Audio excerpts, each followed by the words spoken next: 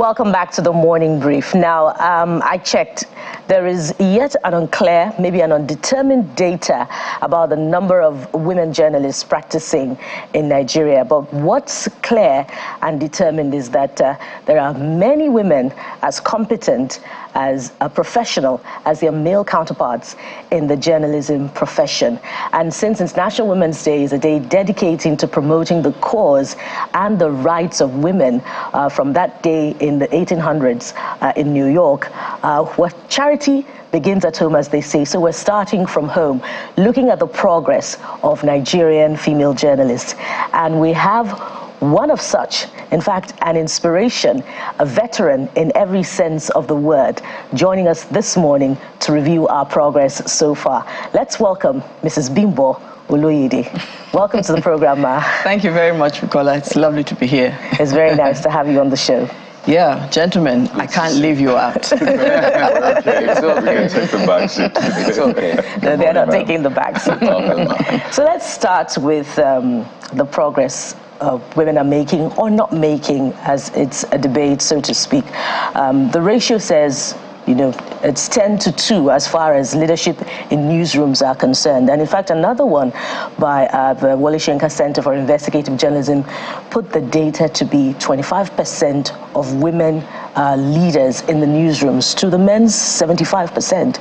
I wonder what you think about what's responsible for this. Is it the lack of numbers, or the women are not showing up their competence and professionalism so that they can also have a table in the newsrooms?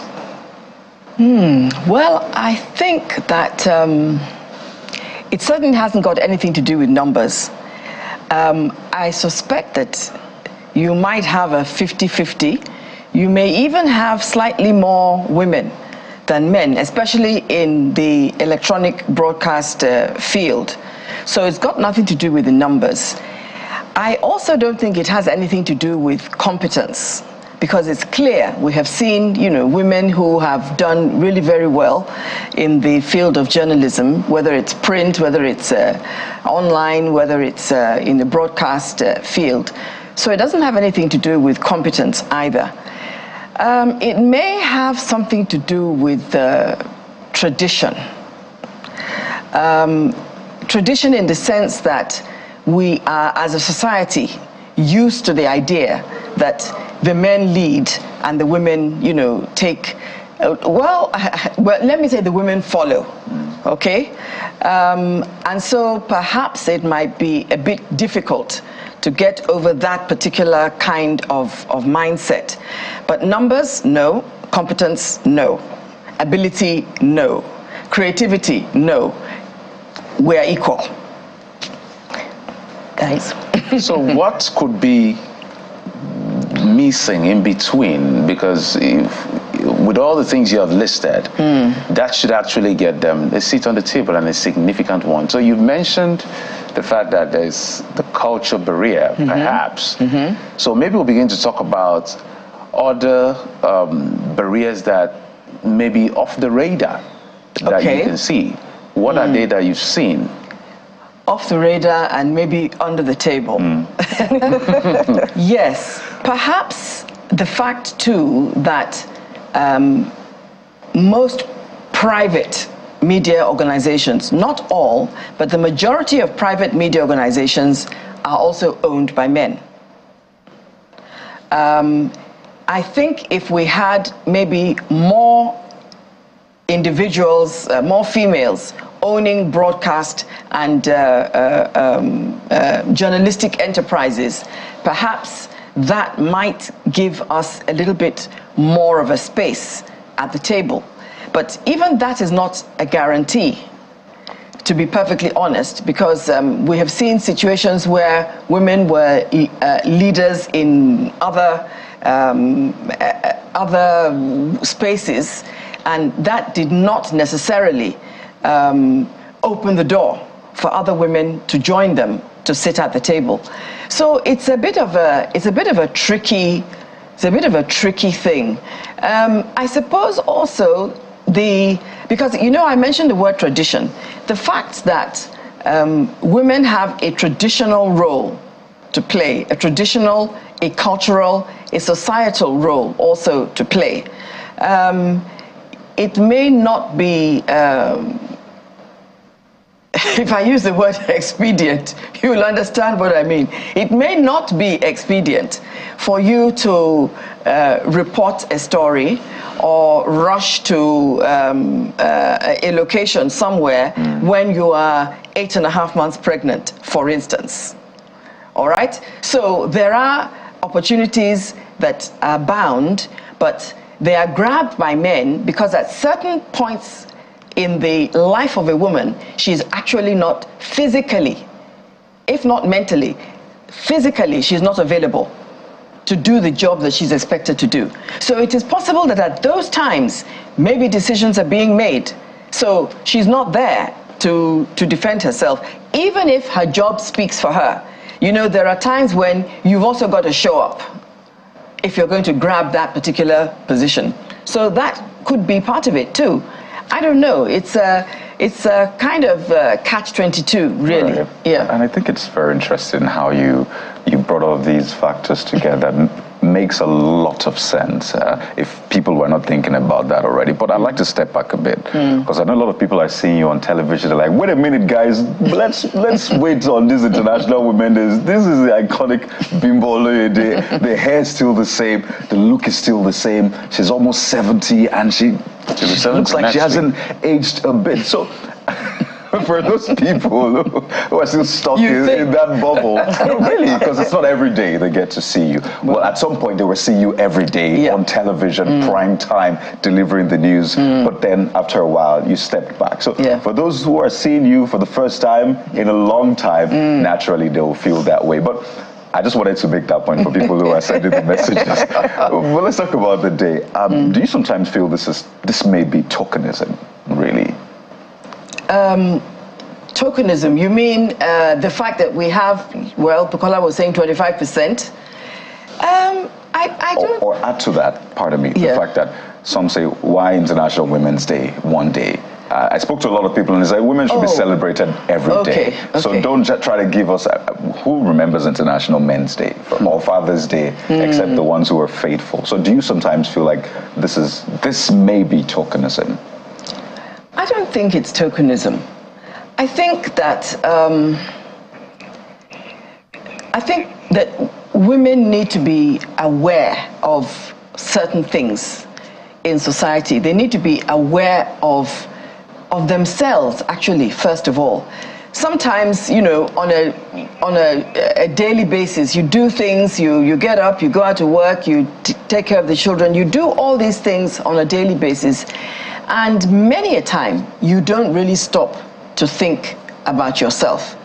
So even if it might appear as if it is tokenism, I think it is an opportunity to remind ourselves that that we actually matter, and that and what we do, what we think, how we feel, how we behave, how we respond is just as important as anybody else. You know, I think we need to have time to reflect, because many a time we don't.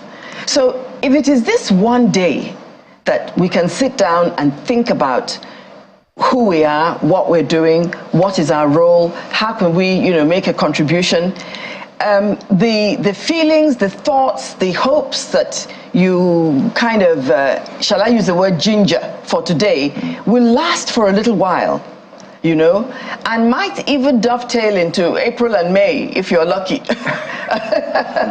Right. Yes, you know, so it puts you on a certain kind of pedestal, on a certain kind of platform, and makes you think about things that normally you wouldn't think about. So I really don't see it as tokenism.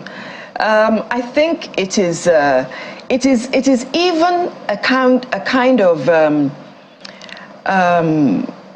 paying respect to the women who in yesteryears made an effort to ensure that other women had a space, that other women could vote, that other women could sit at this table that we've been talking about. You know, we have short memories, so International Women's Day could really, you know, give us a chance to pay homage to the heroines of history, you know, especially for the women's movement. Well, I was going to comment on that, but I just reminded myself that I'm one of the presenters on the show, and I'm supposed to be asking the questions. But looking at all of the factors that you've listed, do you find that, and I'm asking this because I know that you've had the opportunity to interact with broadcast managers at your senior level, and not just broadcast managers, across board, managers, you know, on the print media, from the print media as well. Do you find that senior media managers need a reorientation, particularly of changing the gender biases such that more women journalists can find a seat at the table of decision making? And in addition to that, do female senior managers themselves need a form of reorientation such that they can help push their juniors a bit further on the leadership ladder? Yes, I like this question because actually it refers to a cross-section of sectors. I have observed generally that when young professionals, so I'm broadening it, it's not just the broadcast sector now or the journalism sector. Generally, when young professionals come for training and they have a new mindset, they get a new orientation, what I often find is that by the time they go back to their duty posts, there's a limit to which they can actually utilize those new ideas that they've been given, and that new fire in the belly, you know, that they develop as a result of the training, that fire gets quenched pretty quickly because the people who they are working with, those who they want to interact with and share their new knowledge, sometimes are not interested. Sometimes the lack of interest is because they don't know, and sometimes it is simply just that they don't wish to change. They want things to remain as they have been. So my answer to your question is an absolute and affirmative yes.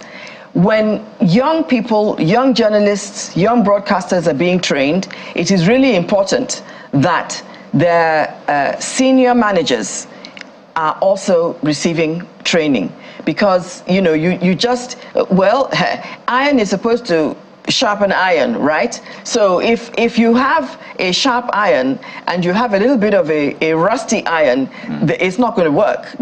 No sparks will fly.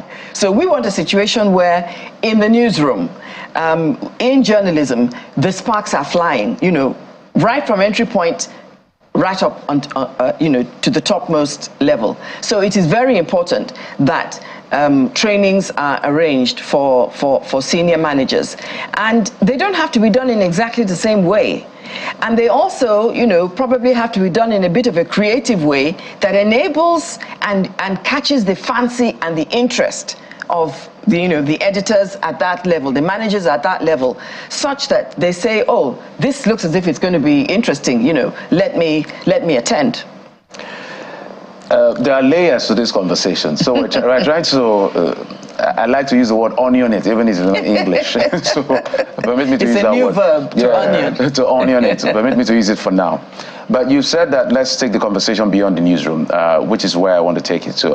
According to my record, to the best of my knowledge, the highest political office a woman has held in the country should be the Speaker. And we know how that ended. And since then, women have not been close to that position, and it's quite sad. So what will work for women, whether it's in the newsroom or in the political space? We've seen some success in the corporate spaces, but when we look at the numbers, it could be more. What will work? A bit of an offensive or a quota system? What will work? Because women have to look for a way to navigate this part. Because we've been talking beyond talk shop. Action. Offensive, quota system, or what are the ideas? will is the first thing. The will for it to work. And then, who is it that has the will to make it work? You know, years ago, when Chief Obasanjo was the president, from my understanding of what happened during that era, he had a personal interest in ensuring that a certain number of women, at least a higher number of women, were represented in government. And so there was no question of we want it or we don't want it. In the same way, President Kigali of Rwanda. Oh, Kagame, sorry, yes, of Rwanda, took a decision some years ago. So the question of, because when you talk about quota, maybe you're also talking about affirmative action. The question of affirmative action did not come into it. It was well, I know that he had become a civilian, but it was like a military decree. Women will be represented in this government. So it was beyond anybody's choice. It was beyond anybody's feeling or sentiment or lack thereof. It was an instruction and a decision. And as a result, you had a much higher percentage of women in parliament in Rwanda than affirmative action even prescribed. Okay? So for me, the will has to be there. I think also we may have to persuade men to join us and see the value, the real value in having women in those decision-making positions. I mean, we keep on saying, and it's lip service. We keep on saying that, oh, you know, a bird with one wing cannot fly. Right. You know, a plane with one wing cannot fly. But we don't do anything to either construct the second wing or create the second wing. You know, it's just, as you said, a talk shop.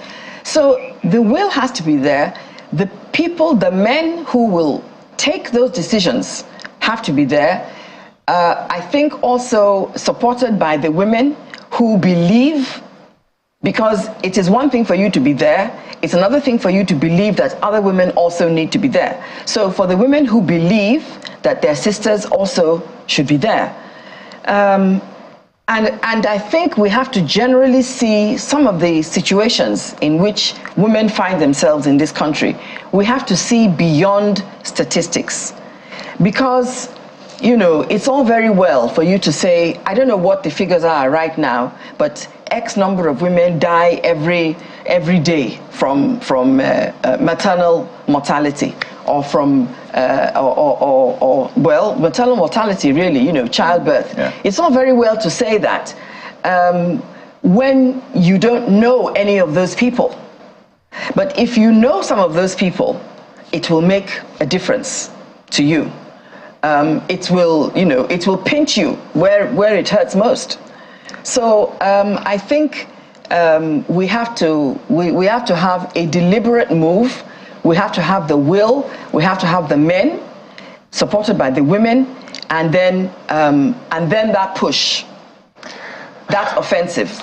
Yes. Well, I think it's beyond the ifad he for she. There should actually be real he's for she. Yeah. Men that actually do the work beyond the holding the signage and putting hashtag he for she. Mm-hmm. We've come from some controversy around who is a woman. I don't know if you caught that, where people were asking who is a woman, and eventually we got an answer, even though not everyone seems to agree on that. But there's been that age-long question: what do women want? I know sometimes it sounds cheesy, maybe because of what Hollywood has done to it, but I think that's still the question on the minds of every man. What do women really want? And maybe I should just bring it home. How do women want to be celebrated? How do they want to be spoken to? How do they want to be viewed? There are men that try to do things and women take it as an offense. They say, I'm not handicapped, I'm not weak, I can do these things. So I don't know if you can help us this morning, ma'am. I don't know. Your experience will count here. Oh boy, what do women want, Kayode? I think that I don't think this is a question that can really be answered, because you see, every woman is different. Every woman wants something different. You know, it's like saying, what is a woman's love language? We have discovered that there are several. So, you know, if you want to give me gifts, I may say thank you and just put it aside, you know. Perhaps what I really want is a good conversation. So what do women want? I think a woman wants to be appreciated for who she is, for what she does, for her personality. I think she wants to be given an opportunity to speak. I think she wants to be more than given an opportunity to speak. I think she wants to be heard. All right? I think she wants to be recognized as somebody who can be strong when she needs to be, can be soft when she needs to be, can be foolish when she wants to be, can be wise when she's called to be. I think a woman wants to be recognized as a mother at times, because you can't be a mother all the time. A wife at times, because you cannot be a wife all the time. A girlfriend at times, even if she's married, right? Because she cannot be a wife all the time, or she should not be a wife all the time. A wife should sometimes be a girlfriend too. Beautiful. It's a long list. It is a long list, honestly. I'm actually learning. I'm listening. I'm amazed at the wisdom. It is a long list, you know, because we are complex. You know, as human beings, we are complex. So it is for you to just put everybody in one basket and say, okay, this is what women want. Abi, take. It will not work. It won't work. If you're a man and you're in a relationship with a woman, you're going to have to invest time to really find out what is it that makes this particular woman tick. And when you do, well, you'll have her eating out of the palm of your hand. I love that. So when you say invest in women, you need to invest time. Absolutely. That's one of the major things. That is one of the major, yes, one of the major requisites. You have to invest time. Otherwise, with this onion you're talking about, the outer skin will remain there. And there is no sharp knife that will cut it. Wow. Brilliant. I'm amazed at the wisdom. Wow. You know, what would we do without the wisdom of the elders? Speaking of what women want, sometimes women want to pursue what they want regardless of the challenges, regardless of the odds. And you have been an inspiration over the years. You've not been without your challenges, but you've pursued your dreams. I know that you've been on to True Speak with Bimbo for some years now. And, you know, you've had some big names on that program. And you're hitting 70 in a few days. Ooh, yeah. What's it been like, you pushing on regardless of the odds stacked against you over the years? I think my work is probably what has grounded me and kept me sane. It is the involvement with my core job and the offshoots of the job, because you know, being a broadcaster lends itself to a variety of other things, all right? So sometimes it is not that one is looking for certain things. It's not that you are pushing towards achieving this or that. Sometimes, as a result of the core job that you're doing, other things come your way. Occasionally, there may be things that you've never done before, but you just feel, why not? Let me try it. You know, I mean, nothing ventured, nothing gained. Or there could be aspects of your personality that you would want to explore. So you dive into it. And so as a result of that, you find that over the years, you remain relevant in one way or the other. But somehow they are all aligned to the main root or the main foundation. And that foundation enables you to spread into different directions. So, as I said, it's sometimes it's up to you because you may decide that you want to go this way, and sometimes people come to you and you say, okay, let's do it. So what's happening? 70 in a few days. In a few days. if we remember, would have brought a bit of maybe cake or so. It's not too late. It's just in a few days. You know, she talks about the complexities of the feminine composition. So we're looking at all the layers. So, Soma, you'll be 70. What's happening? I decided that I'm going to celebrate it in a different way. I mean, there will be the cake cutting and, you know, that sort of stuff, but I actually launched a fund. It's a fund, a cancer fund, actually. I want to raise funds, and I have a target of 100 million naira. I want to raise funds for research, cancer research, as well as buying equipment and accessories that will be made available to cancer patients in public hospitals on treatment days. That's my plan. So on that day, that fund, well, it's already been launched, actually, and some people have started, you know, making some contributions, but it will be officially launched on that day, and then we'll party, I suppose. Wow. 100 million naira is a big one. You're confident that you're going to hit it? Yes, absolutely confident. I don't expect to hit it in one day, but having started it and seeing the response of people, they are excited about the idea. So now it's a question of, putting your money where your mouth is, I guess. Yeah. We'll get there. So many more questions to ask, which institutions will be beneficiaries and all of that. But I guess that, of course, we'll have another opportunity to have this interaction with you once again. Thank you so much, ma'am. We'll be speaking with Mrs. Bimbo Oloyede, veteran journalist broadcaster. Thank you for being on the Morning Brief. Thank you very much. And congratulations, guys. I've been enjoying the show. I've been watching, and it's a nice addition to the channels. What is it? Menu, bouquet. All of that. All of the above. Thank you so much. Thank you so much. Happy birthday. Thank you. Happy Thank you very birthday. much. Thank you.